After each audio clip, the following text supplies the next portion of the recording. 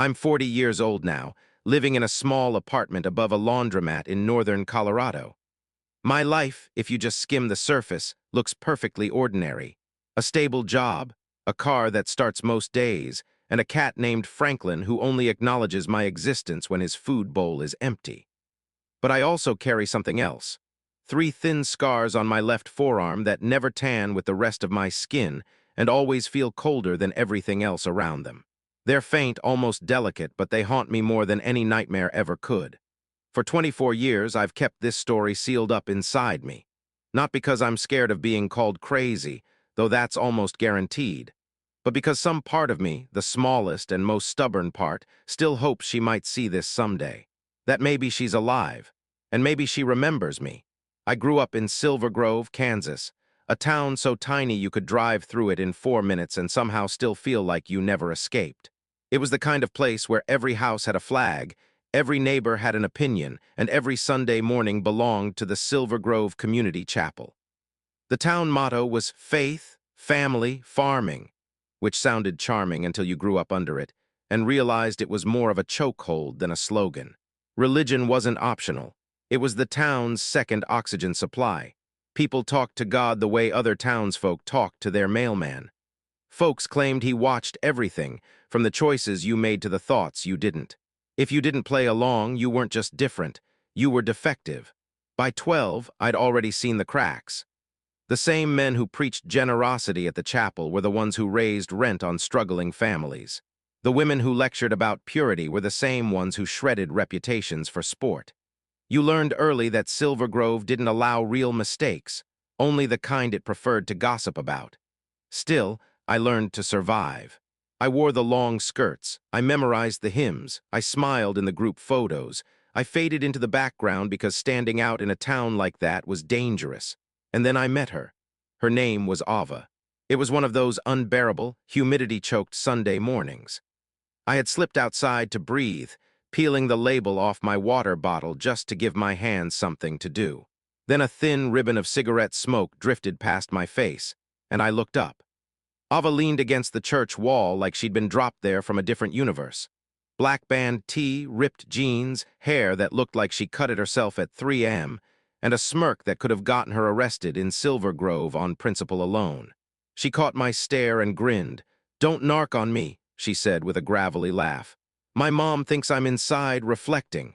That was the moment everything in my life shifted. And I had no idea that meeting her would eventually lead to the night. Something wearing her face tried to drag me into the woods. Ava and I became inseparable faster than anyone expected, especially in a high school with fewer than 50 kids total. But our connection felt different from the usual small-town friendships born out of convenience. We found each other the way 2 outliers find a lighthouse during a storm. Ava didn't care what people thought of her, and that alone made her magnetic in a place where everyone lived terrified of being talked about. My biggest obstacle wasn't people. It was my dad's rules. I'd failed my learner's permit test twice, and according to him, I drove like a squirrel hopped up on jet fuel. That meant I wasn't allowed behind the wheel until I figured out how not to kill anything. So Ava drove us everywhere. Her truck was a sun-bleached, beat-to-hell Chevy that rattled when it idled and smelled like gasoline, stale fries, and the cheap vanilla body spray she drowned herself in every morning. She called the truck Rumble. The name fit. Nothing about it was subtle. Most nights we met after everyone in my house went to bed. I'd slip out my bedroom window, tiptoe across the creaky porch boards, and see Rumble waiting at the end of the driveway, headlights off to stay invisible. Ava always grinned when I climbed in, like she'd just rescued me from drowning. We spent hours driving down empty back roads surrounded by nothing but cornfields and sky. We blasted her scratchy playlists filled with indie bands no one else had heard of. Sometimes we talked about our plans to escape Kansas. Other times we stayed quiet, letting the wind and the music fill the space between us. Those nights felt like we were the only 2 real people in the world. Out there under the huge, open Midwest sky, I felt something I never felt in Silver Grove, room to breathe. Darkness wasn't scary with Ava. It felt like freedom, like possibility. One night, late in July, we parked by the old irrigation reservoir, the one no one used anymore because the water was too polluted. The moon reflected on the still black surface like a polished stone. The cicadas screamed loud enough to feel in your bones. Ava killed the engine, and the sudden silence made my pulse pick up. We sat there for a long while, legs drawn up, arms brushing occasionally in the cramped cab. I pretended the moments our shoulders touched didn't send a quiet thrill through my chest. Then Ava exhaled shakily. "Can I tell you something?" she asked, staring straight ahead. Like something I've never said out loud. My heart dropped into my stomach. "Yeah," I whispered, "anything." She turned to me, eyes clear even in the dark. "I don't like boys," she said. "I like girls." The words settled between us like warm air and static. I knew what she meant. I knew what was coming. "I like you," she whispered. Her lips touched mine. It was soft, hesitant, real in a way nothing in Silver Grove had ever been. And I kissed her back until every sermon I'd ever heard slammed into me like a freight train. I pulled away. Then I ran. And that was the last normal night of my life. For 3 days after that kiss, I avoided Ava like she carried a disease I could catch just by looking at her. It wasn't fair, and it wasn't her fault. But fear has a way of turning people into cowards.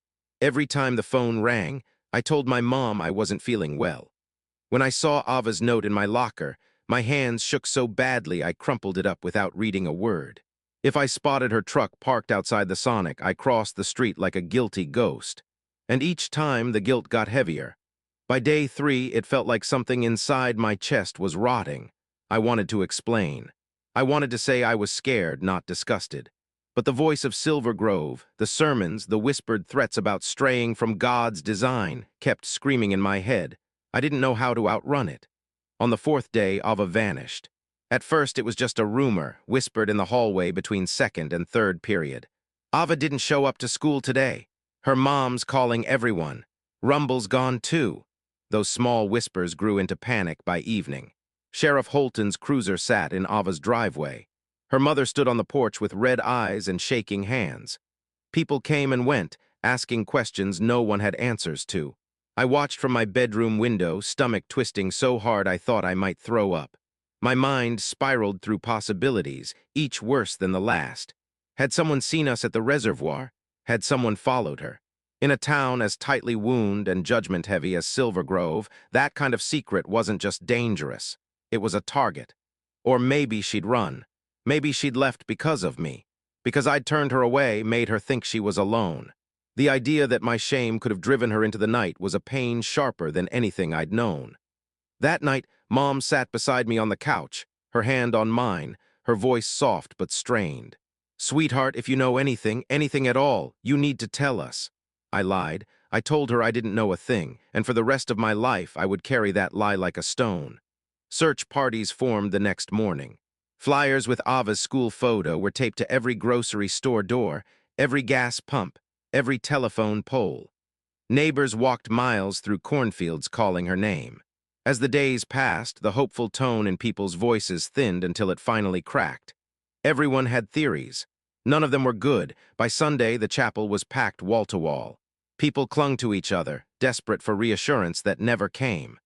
Pastor Whitmore spoke about wayward youth and God's mysterious will, and every word made my skin crawl.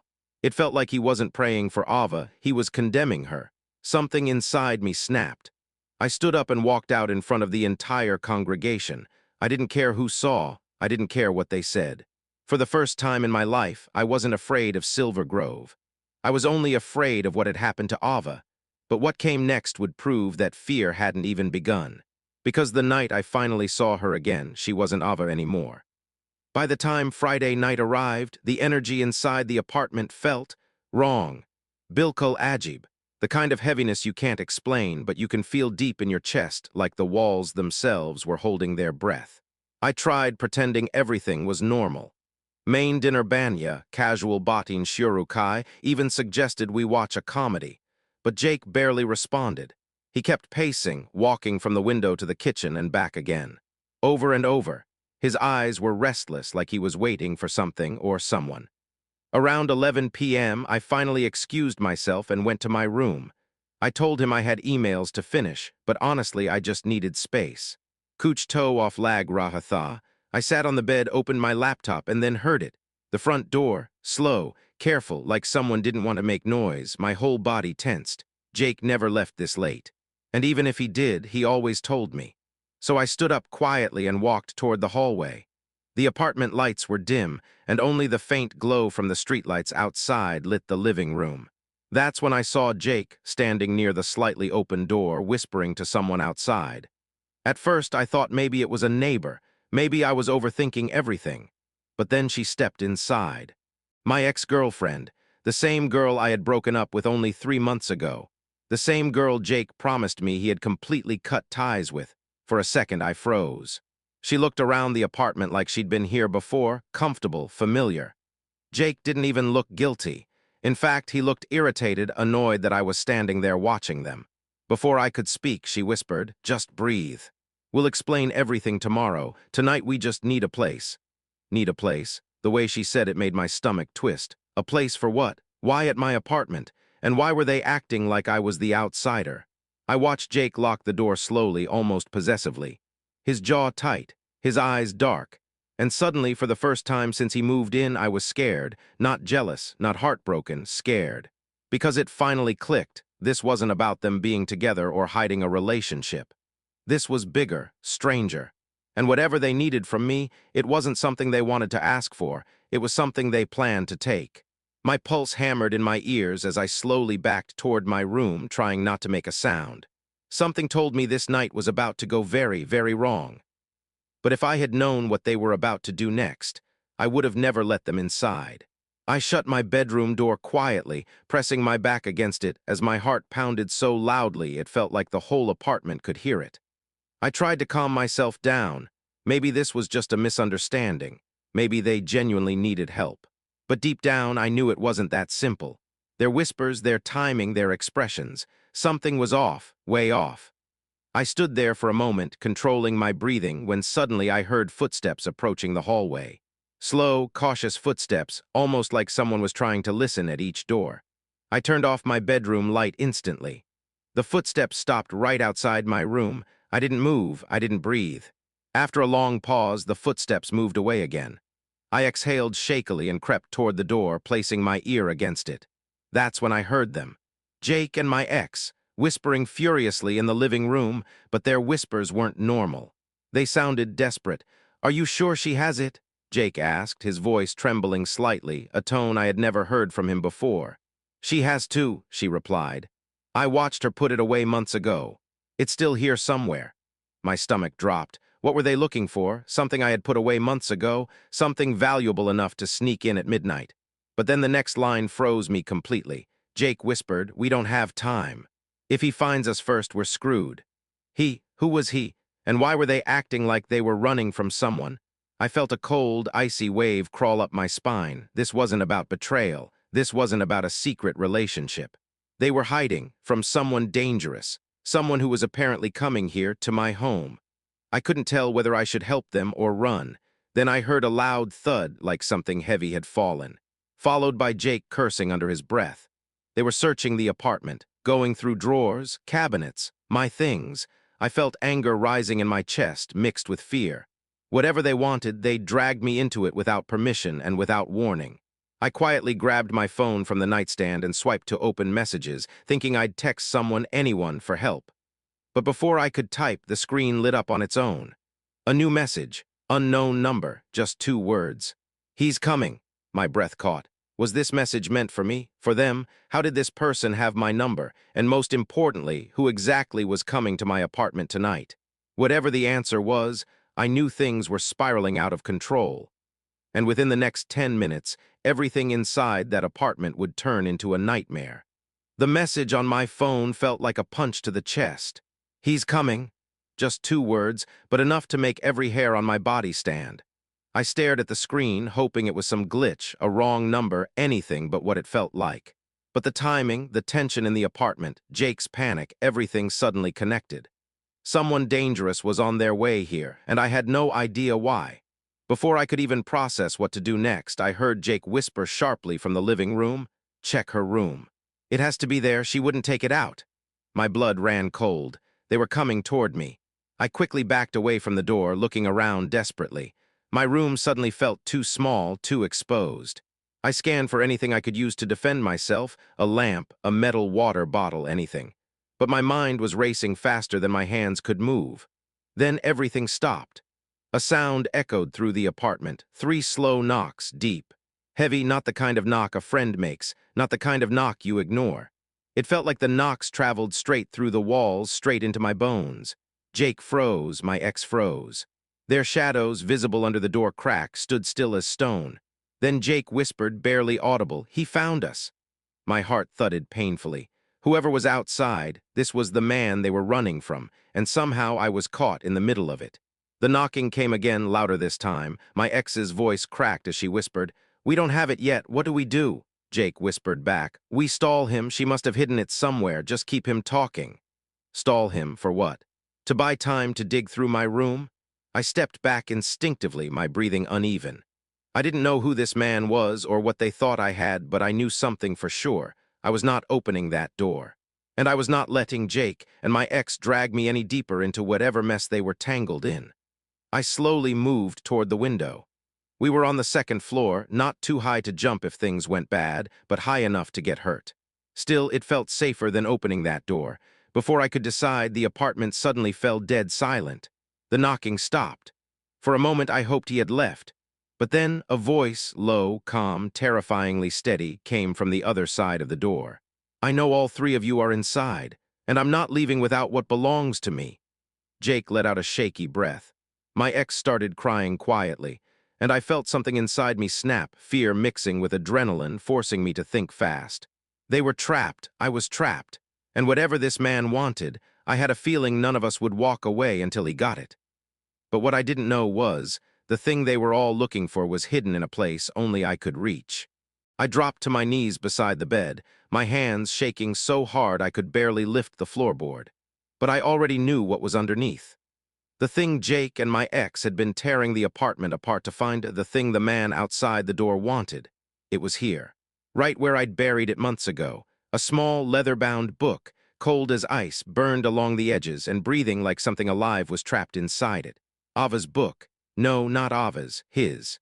The first time I ever opened it, the pages whispered. They shifted, they moved, and 3 thin scars seared themselves into my forearm, marks I never understood until tonight. Behind me, Jake's voice cracked. "She has it. She has the ledger." The ledger, a ledger of souls.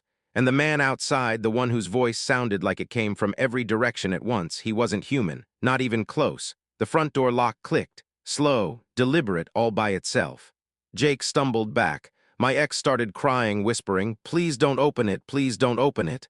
But it didn't matter. He didn't need us to open anything. I ran straight to the kitchen. Straight to the stove, where a single blue flame flickered in the dark. The ledger throbbed in my hands like a living heart.